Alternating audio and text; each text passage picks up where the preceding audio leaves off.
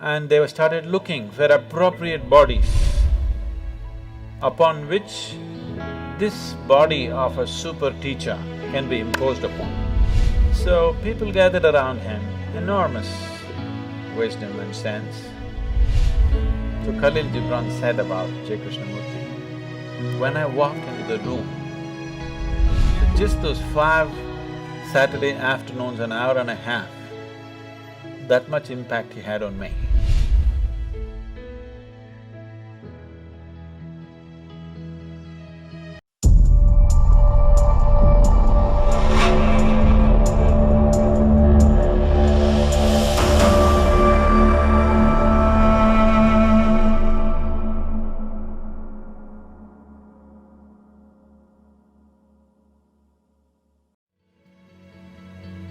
Jiddu Krishnamurti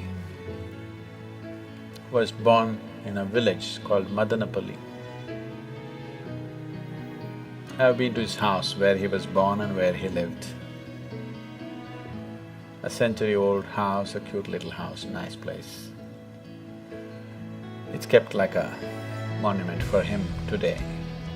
At one time in early 20th century and late 19th century, Theosophy spread across the world in a big way. This was started by Madame Blavatsky, who had a great interest in occult and mysticism, and she spent late 19th century and early 20th century saw a lot of British and other European seekers of mysticism traveling to India and exploring and writing lots of books, many of them, you know.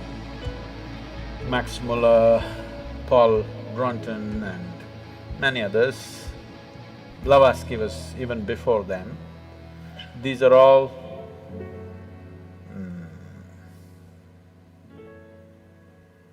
explorers of mysticism. It was, in those days, not like going to some place to learn, it was an adventure that you really have to take off on a horseback and go to a strange country, battle all kinds of things, try to meet the right kind of gurus, and it was a whole adventure. So they put themselves through all this. Madame Blavatsky traveled to all kinds of places, she went to Tibet, she went to India, and then she came down to Tamil Nadu and set up the Theosophical Society out there, which still is there. And then their dream became to produce a perfect being project. Then they unearthed this information. I don't know to what extent they went, but actually, in the yogic lore, in the tradition, there was a yogi by the name Sunira. Sunira saw that human consciousness could be evolved if you produce a perfect human being who could render this to all sorts of people. In a way, he comes from the tradition of Shiva. Somewhere it's his dream to build another being like that. He wants to build a living Shiva once again, a perfect teacher for the world, who is completely multidimensional, not this kind of teaching or that kind of teaching. As Shiva explored the whole human consciousness and human body in every possible way, he wants that kind of a living being. So he started building the energy body for that kind, and then he believed that he could build a physical body on top of that and let him loose in the world with a lifespan of a few hundred or thousand years, so that he will transform the whole world by the time his time is done. So he started working on this project. And of course he died unfulfilled. Many ambitious yogis picked up the same project that Sunira had left and tried to reconstruct this energy body of a perfect teacher who can transform human consciousness. So, Madame Blavatsky, Leadbeater and Annie Besant, who came together to power this theosophy movement across the world,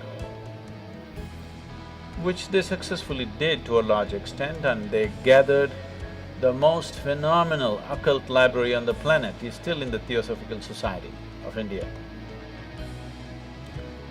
They gathered every kind of book on occult and they set up a whole study team. Even now, J. Krishnamurti's groups are called study groups, yes? Study circles or study groups, say because the study groups were set up by Annie Besant and Leadbeater. These are brilliant intellects, no question about that.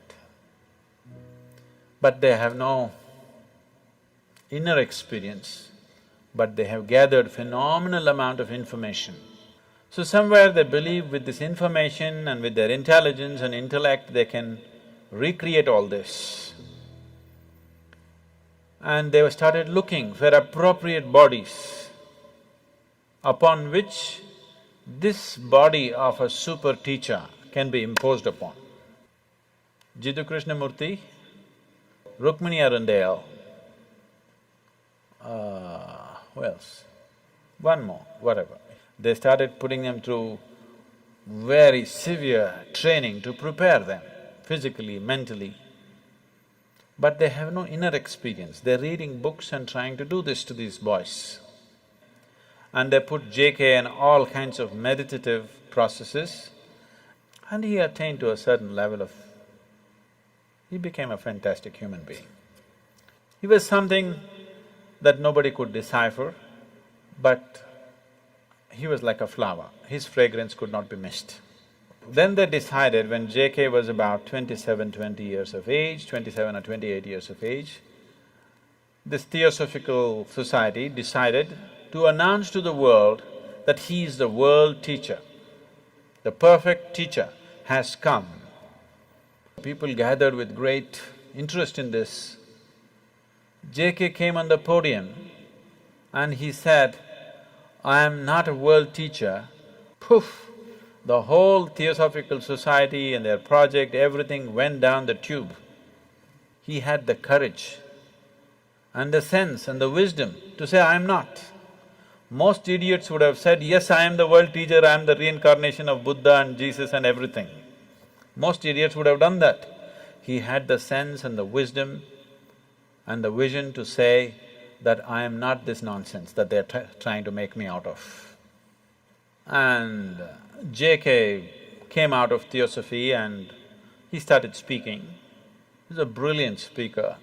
So people gathered around him, enormous wisdom and sense. So when he spoke, people sat rapt. Quite magical, the way he speaks. You know, somebody was talking to me, when I was just 17, 18 years of age, someone was talking to me, JK study circles, it was fashionable. For all those people who think they're intellectual, you have to read JK, you have to listen to JK's audios, otherwise you're not intellectual enough. In the Indian intelligentsia, if you have not read JK, Kierkegaard and Dostoevsky, you have no brain actually. That's how it's treated. So it's like fashion. For everybody, they should have read this, whether they get it or they don't get it. You read Dostoevsky, you read Kierkegaard, you read J. Krishnamurti, means you got some brain working. That's a gauge. So, people were talking, JK, he's something every Saturday afternoon, they have a study circle where they play some audio tapes and his books are there and things. Some of my friends invited me and I went. So they were playing a short video. The man was sitting like this is the first time I'm seeing him, the first time I'm listening to him. He was still alive at that time. Just the integrity of the person is spilling all over him. Just the sheer integrity of the man cannot be missed. So, I didn't do much reading, I heard a few audios and watched a few videos. I enjoyed him, but I was too wild to listen to anybody. I had no time for anything. Life was calling me all the time. So I had no time to listen to my parents or my teachers or JK or IJ or XYZ, you know. I had no time for anything, so I left the study circle and went on. Maybe I attended this for about 5 weeks, I remember very well. It was about 5 weekends I went there, every Saturday afternoon, just for about an hour and a half. They would play 1 half-an-hour video or audio, and then they'll all get into discussion and one big confusion. Because nobody around him understood what he's talking about. Because he refuses to use any method, he refuses to use any example, he refuses to use any parable, any story, any joke or anything. This is just intellectual dissection. This is called as Gnana Marga. This is pure Gnana Marga. Gnana means the way of the intellect. Out of these 7 billion people, if you find 10,000 people who have that kind of a razor-sharp intellect, who can, without any kind of context, they can go on slicing things, you will not even find I don't think you'll find 10,000. Maybe you'll find 1,000 people. And those 1,000 people may not be interested in the spiritual process, they may be trying to slice through the stock market, they may be trying to slice through something else.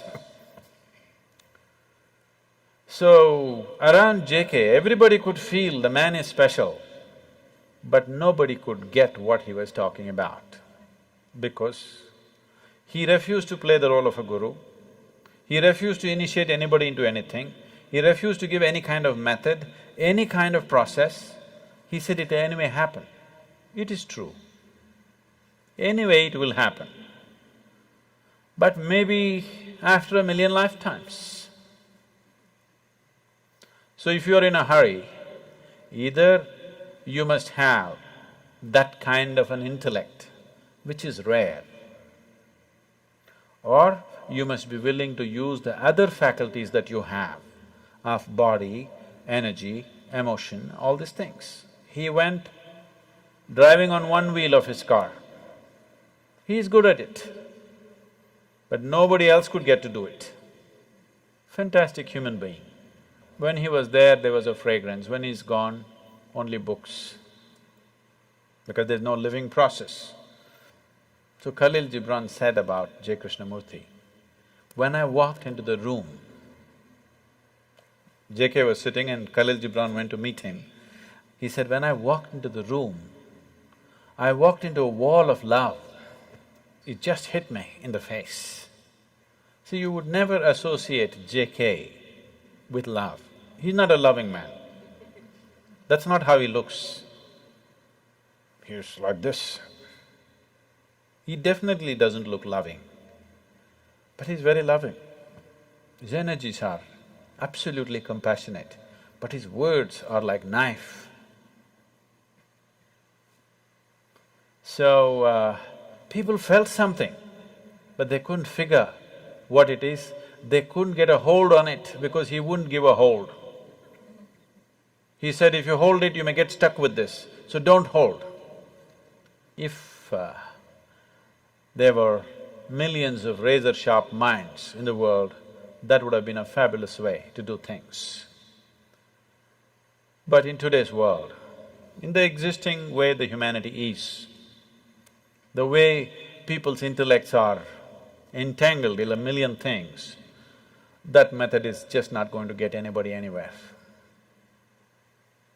It's a beautiful process, but there must be people who can digest it, isn't it? So, J. Krishnamurti was like a flower. His fragrance was felt when he was alive, and that's all. His words are good. If you want to kind of use it as an intellectual exercise to drop a few things, they could be useful, brilliant. His intellectual brilliance just comes out every moment of his life.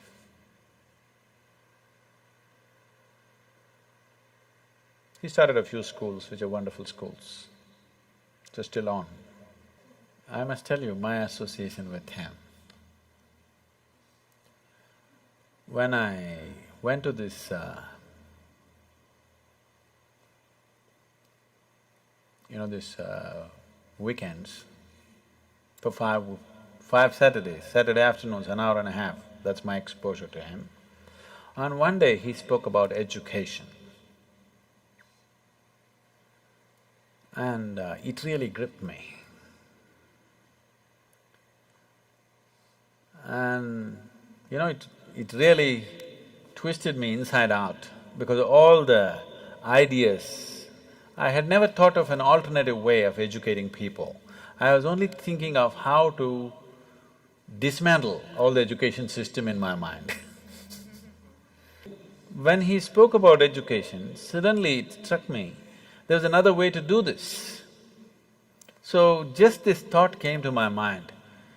I was just maybe 17, 18, and I was living wild and I have dreams of running away somewhere. So I just thought if at any time if a child comes under my control, I would like to put the child to this kind of education. So, it just so happened, when my daughter had to go to school, when she got admission in some of the best schools in Ooty, but then it just flashed me in my mind that, okay, there's a JK school, why don't I send her there? And she went to that school and she spent 8 years studying there. So just those 5 Saturday afternoons, an hour and a half, that much impact he had on me, that I handed over my daughter to his care in one way or the other.